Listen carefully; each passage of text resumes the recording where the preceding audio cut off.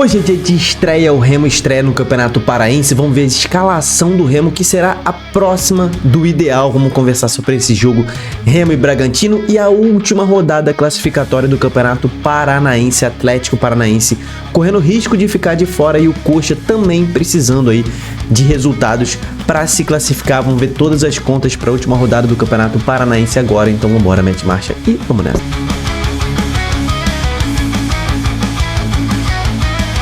Fala, torcedores e torcedoras, fanáticos e fanáticos, eu me chamo Diogo Cunha, seja bem-vindo ao Torcedorismo e vamos falar sobre jogos do Campeonato Estadual. O Remo vai estrear hoje diante do Bragantino e a gente vai falar sobre a escalação do Remo, né, que promete ser ali uma escalação próxima do ideal, e a gente vai falar também da sexta e última rodada da fase classificatória do Campeonato Paranaense, tá? Teremos Cascavel e Curitiba e teremos Atlético Paranaense e Galo Maringá. Antes de mais nada, se inscreve no canal, a Série A começa, meu irmão, daqui a 4 dias e a nossa cobertura da Série A vai ser muito importante, vai ser meticulosa, vai ter tudo sobre Série A para você, então não deixa de se inscrever e deixar a curtida nesse vídeo porque é muito importante. Vamos começar com o Clube do Remo, que já estreou na temporada, né? Conquistou ali a Taça Grão-Pará, a Supercopa do Campeonato do Estado do Pará, né? Venceu ali o Águia de Marabá na estreia de virada, conquistou uma taça, mas agora começa o jogo diante do Bragantino, começa o Campeonato Estadual diante do Bragantino, e a gente vai falar sobre aí, aqui tá a tabela do Campeonato Paraense, o Remo que é o atual campeão do Campeonato Estadual e por isso abre aí abre os trabalhos com o jogo de estreia no Mangueirão, hoje às 4 horas da tarde. Temos aqui, ó, a matéria do DOL sobre a possível escalação do Remo para esta partida, tá? Então, vai atuar contra o Bragantino, uma semana em que o Juan Carlos Osório teve esse jogo, né, diante do Águia de Marabá, para já começar a botar um pouco de ritmo nos seus jogadores, para começar a ver realmente os seus atletas dentro de campo. É diferente, né, de você ver no treino, né, ficou um tempão em pré-temporada lá no CT do Retrô, mas aí quando você vê os jogadores em ação muda completamente, né? Então a tendência, segundo aqui o DOL, é que o Leão comece o jogo com uma formação bastante ofensiva. Diferente do que eu espero que o Remo vá diante do Vitória, tá? Na estreia do Campeonato Brasileiro ali no meio de semana, tá? Mas a base deve ser mantida daquela que venceu a Supercopa Grão-Pará. A escalação, obviamente, ainda precisa ser confirmada, mas segundo o DOL, o Remo vai de Marcelo Rangel, João Paulo, Klaus, aí pode ser que o Kaique entre aqui no lugar do Klaus, né? Eu colocaria o Kaique no lugar do Klaus, inclusive. Léo Andrade, Sávio, Zé Ricardo, Patrick fazendo a sua estreia ali, né? Panagiotis ou Jaderson, Iago Pikachu já virando titular, Aleph Manga e Eduardo Melo, né? Então, lembrando que ainda tem alguns jogadores muito importantes, como o Hernandes, né? O Diego Hernandes, que ainda não estreou nessa temporada como titular, ainda não jogou, mas tá próxima do ideal essa escalação. Lembrando que o clube do Remo também ainda tá se reforçando muito, né? Os argentinos ainda não vão jogar, tem alguns jogadores que ainda estão chegando, algumas contratações do Remo que ainda estão em vias de assinar contrato. Óbvio que, por exemplo, tem Patrick de Paula também nesse elenco para estrear ainda.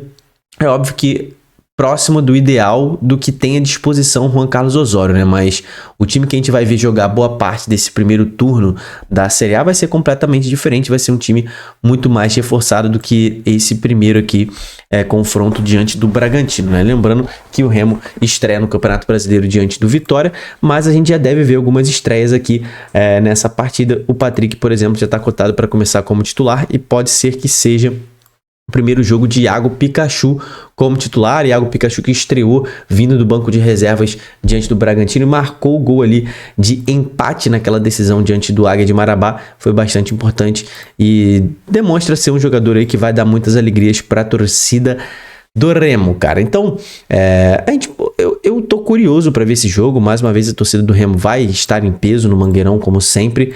Eu tô curioso para ver as estreias, mas principalmente para continuar analisando como o Osório vai montar esse time, né? Mais uma vez ele vai mudar a escalação, obviamente. Ele vai fazer isso toda a partida, ele vai ter uma escalação diferente. Ele escala muito de acordo com o adversário, também qual atleta está melhor fisicamente, qual atleta ele acha que está melhor tecnicamente. Ele não é um treinador que mantém um time titular sempre, né? Aquele que o torcedor tem na ponta da língua.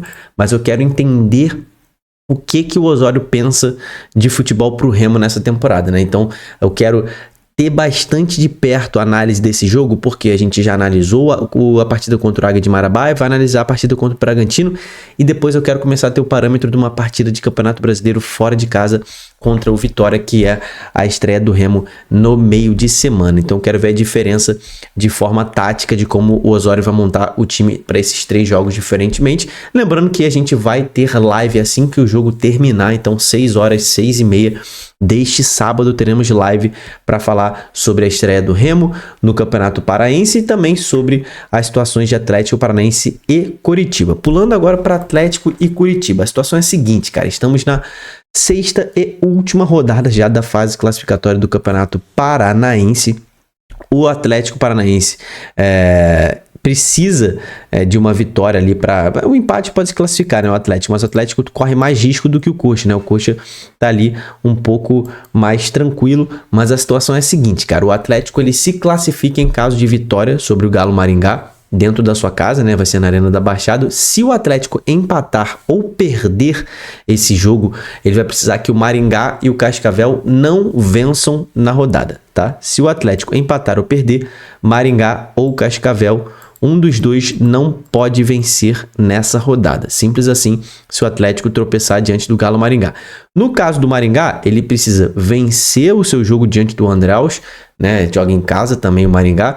Precisa torcer para que o Atlético não vença o Galo Maringá. Se o Cascavel também ganhar o jogo, a decisão vai para o saldo de gols, né? O Maringá tem 1 contra -1 do Cascavel, né? Então, se os dois vencerem e o Atlético tropeçar, pode ser que o Maringá, mesmo vencendo, não se classifique, porque o Cascavel pode ter um gol a mais, né? Então, assim, isso que o Cascavel precisa. Ele precisa vencer o seu jogo, que o Atlético tropece, e precisa ganhar no saldo de gols do Maringá, ou que o Maringá tropece. Aqui no grupo B, cara, o Coritiba só fica sem a vaga, o Coritiba só perde essa vaga se perder o jogo para o Cascavel, e se o Andraus vencer e tirar 6 gols de diferença para o Coritiba, né? Então é muito difícil. Se o Operário tirar 4 gols de diferença também colocaria o Coritiba fora dessa zona de classificação, mas não vai acontecer, né? O Coritiba está praticamente aí garantido nesta próxima fase, tá? Se o Coritiba perder o jogo, aí vai se complicar um pouquinho,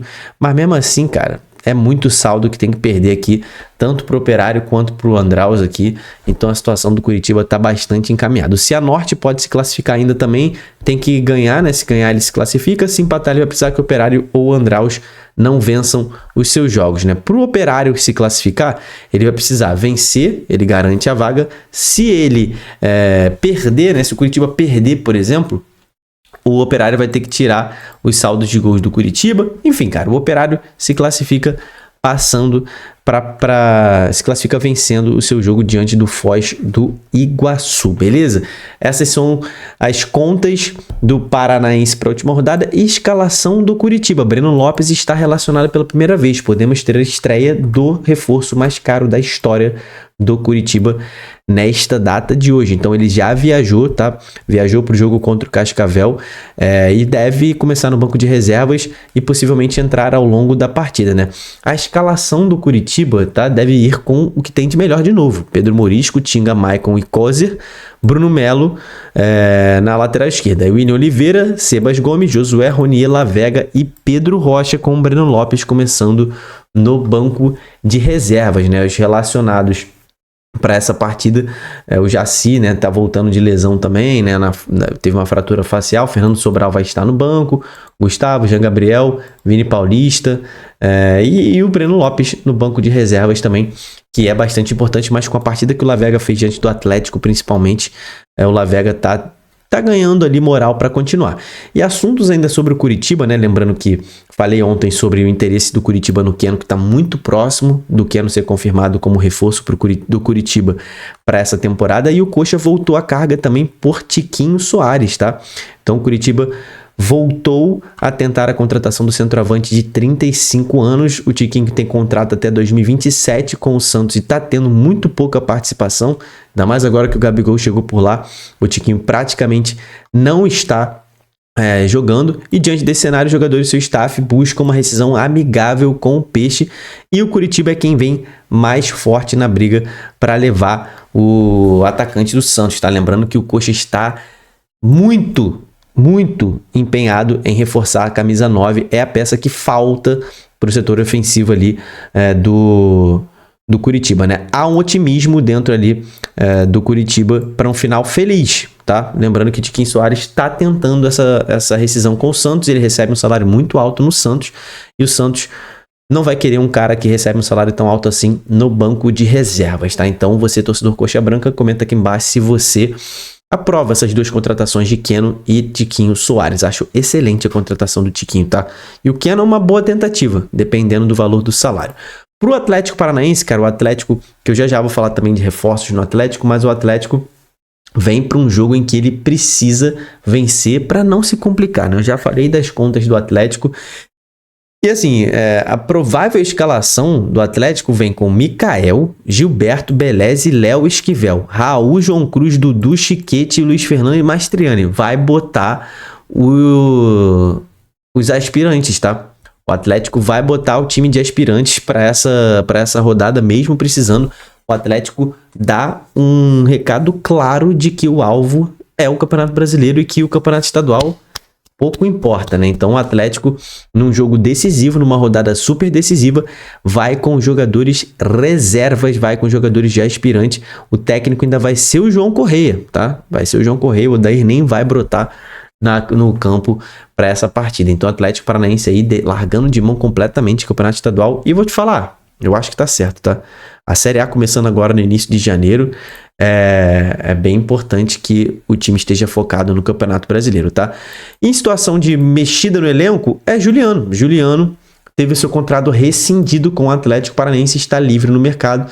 Então o Atlético ali gerando espaço no seu elenco, na sua folha salarial. Ele não recebia um salário barato, o Juliano está fora dos planos do Atlético Paranaense para essa temporada e deve buscar um novo clube aí, seja na Série A ou na Série B. O Juliano que já está perdendo um pouco de espaço para clubes de Série A, né? Então vamos ver o que acontece, vamos ver as lives que vão acontecer. Na verdade, a live, né? Você, torcedor do Remo, do Coxa e do Atlético, assim que os jogos acabarem, a gente vai ter live aqui no Torcedorismo, então não deixa de se inscrever no canal, tá? Para participar da live, ativa o sininho para ser notificado quando a live começar ali entre 6 e 6 e meia, assim que os jogos terminarem. Então se inscreve no canal, te espero na live, tamo junto, valeu e falou!